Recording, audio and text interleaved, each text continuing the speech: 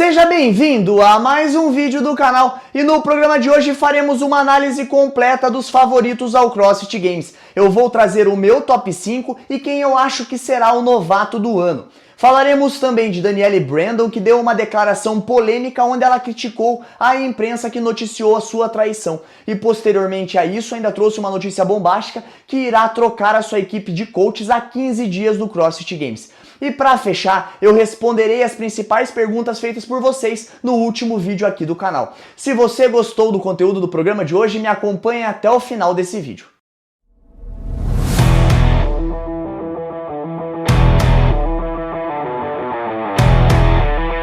Vamos começar o programa de hoje fazendo um esquenta para o CrossFit Games, que começa dia 1º de agosto em Albany, Nova York. Nas edições anteriores do programa eu fiz uma análise dos atletas que estavam fora do Games. E nesta edição eu vou fazer uma análise completa dos principais atletas que competem no CrossFit Games 2025 e quem são os favoritos a vencer o campeonato, a ficar no top 5 e a serem considerados os novatos do ano.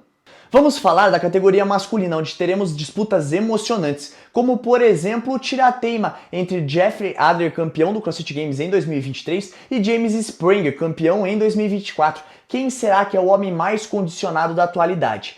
Outro momento importante que teremos no Games é a revanche do WFP entre Austin Hotfield e Jeffrey Adler. Lembrando, a liderança mudou na última prova, tornando Austin o grande campeão. Outro ponto importante é como Dalen Pepper e Jason Hopper vão chegar para o Games. Eles estão oscilando um pouco durante a temporada regular, mas eles estão com uma preparação fortíssima, treinando juntos e buscando o seu lugar ao sol. E só para lembrar, Dalen Pepper foi o vice-campeão de 2024. E a minha última consideração antes de apresentar o meu top 5 é que eu estou curioso para ver como Justin Medeiros e Roman Kranikov vão se apresentar no CrossFit Games 2025.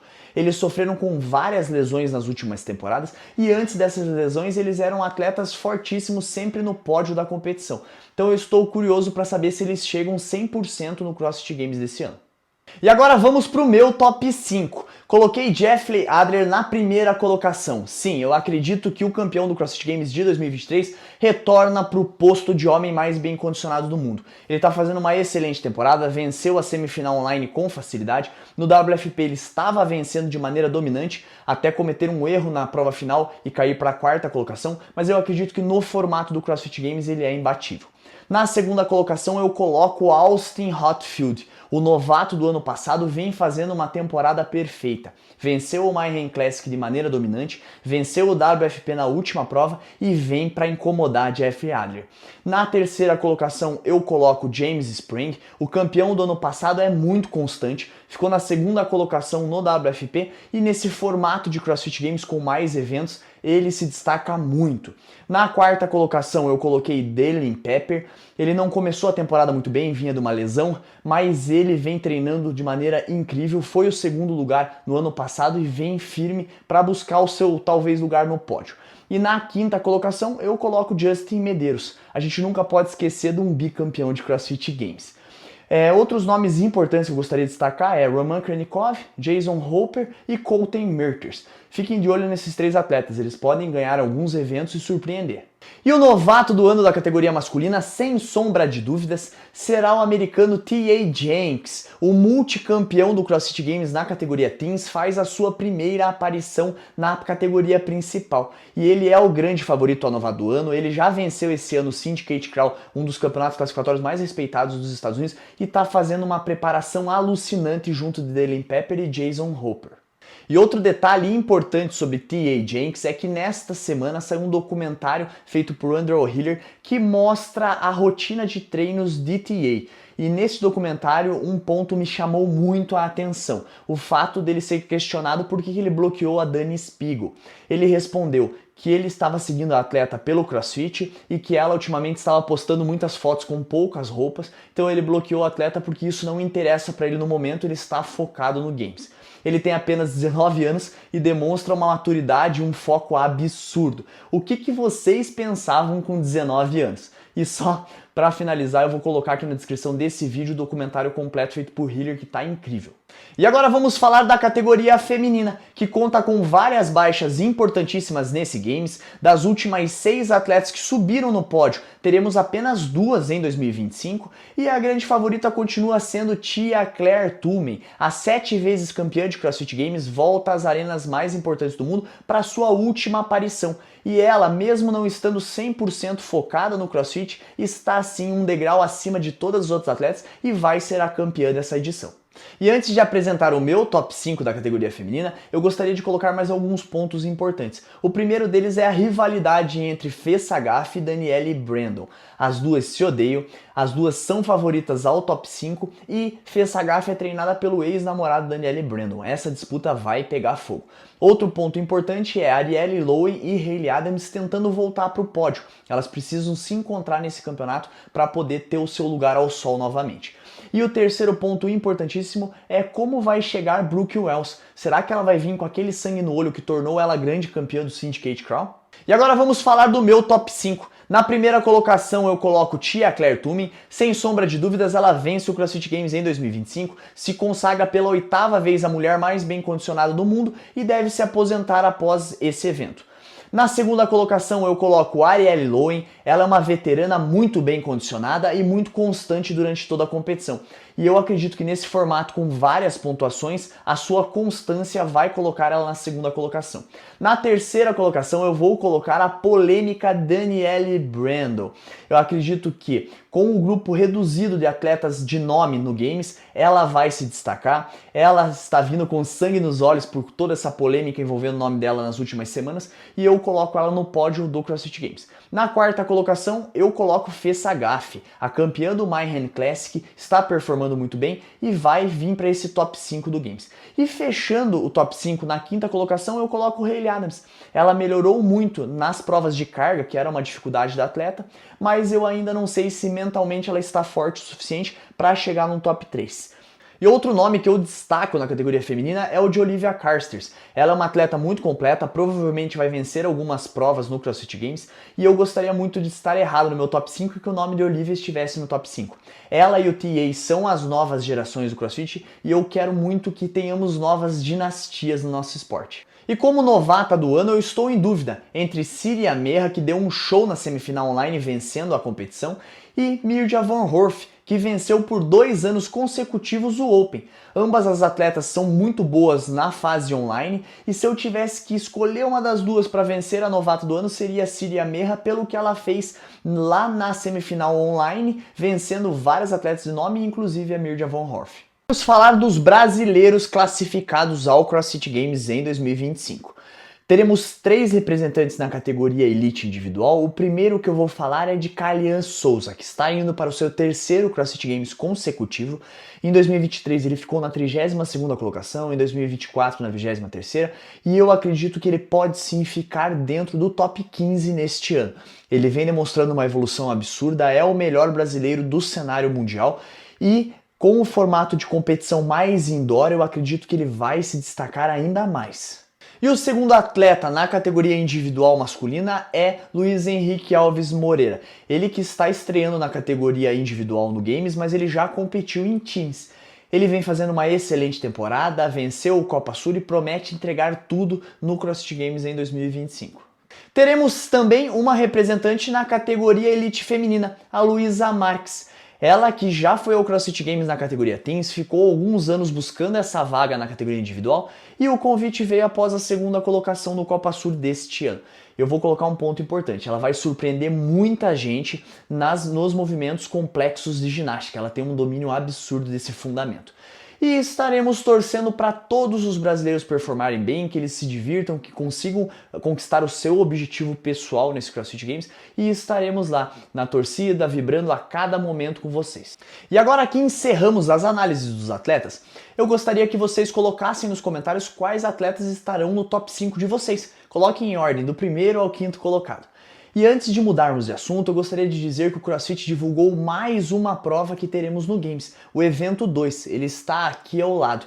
E nesse evento está bem desafiador, temos wall walk, double under crossover e um shoulder to overhead com um dumbbell pesadíssimo de 100 libras para os homens e 70 libras para as mulheres.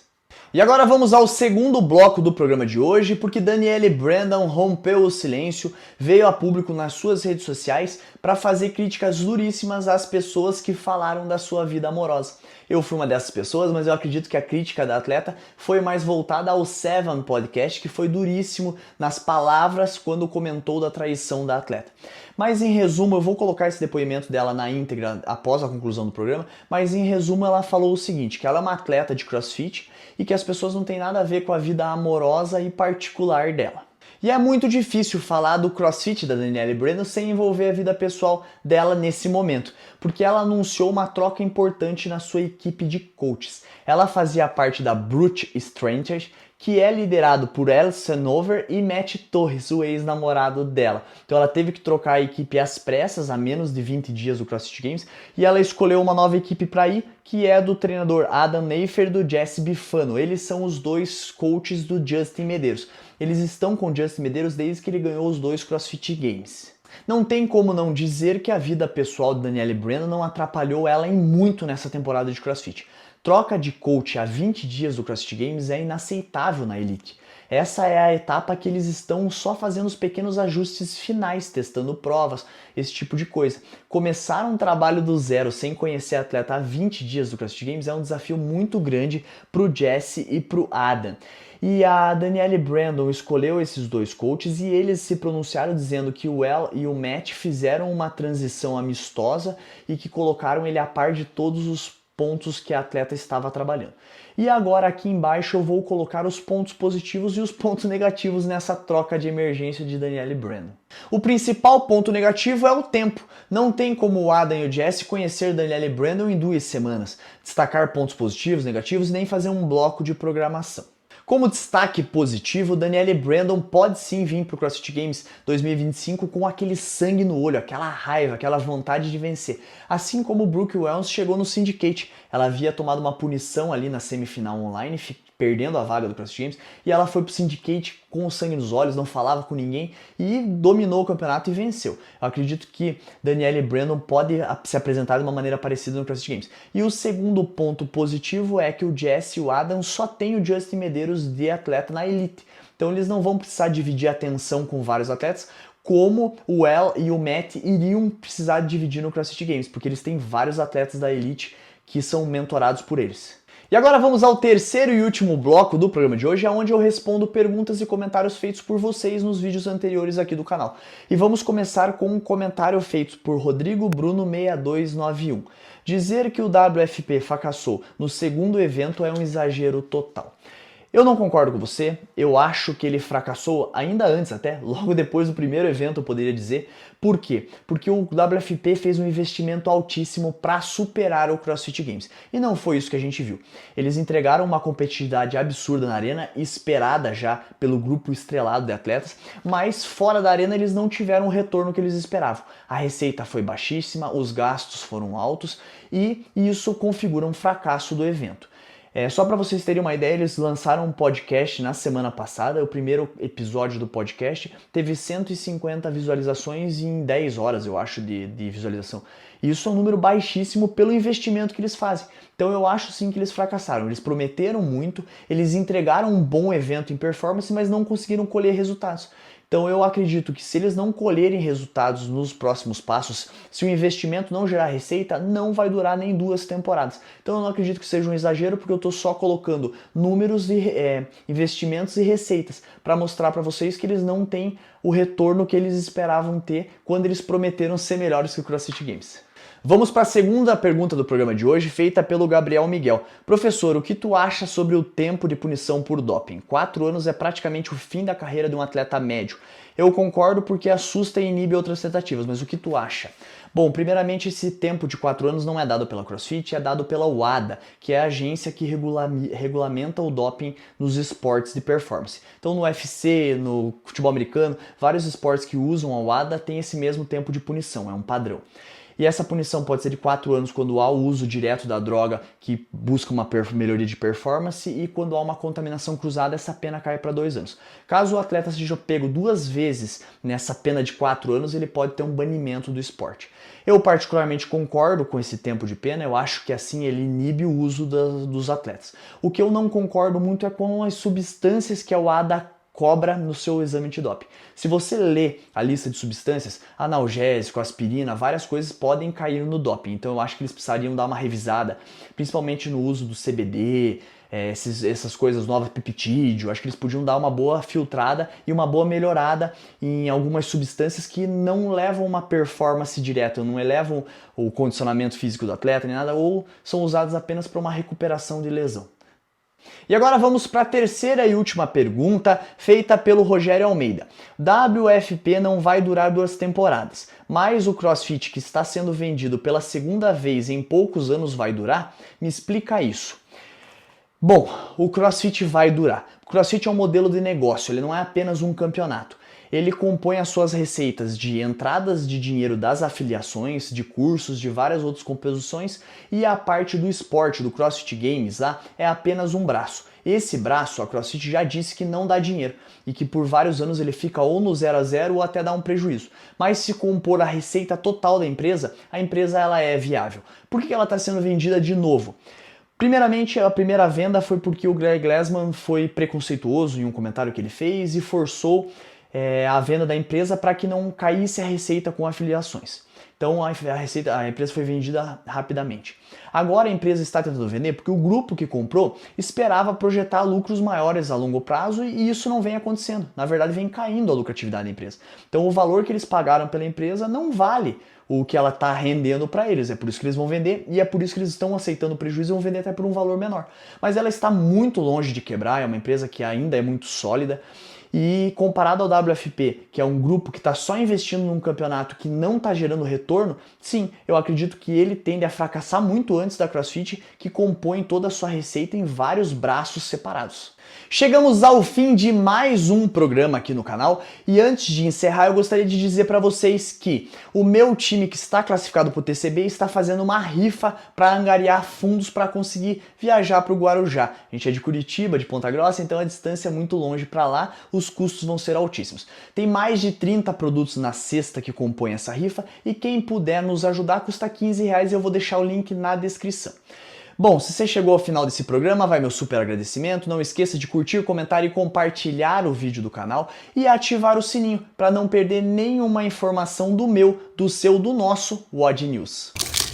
Since when did my personal life have anything to do with my profession? I do fitness, I do CrossFit. Let's focus on that. Anything that I share outside of fitness and CrossFit is a freaking privilege. It's a privilege that we get to see other people's lives on this app. And just because I'm a professional, I didn't know treating professionals was caring about their love life and all these other things. I'm not keeping up with the Kardashians. I'm a CrossFit athlete. Like, what?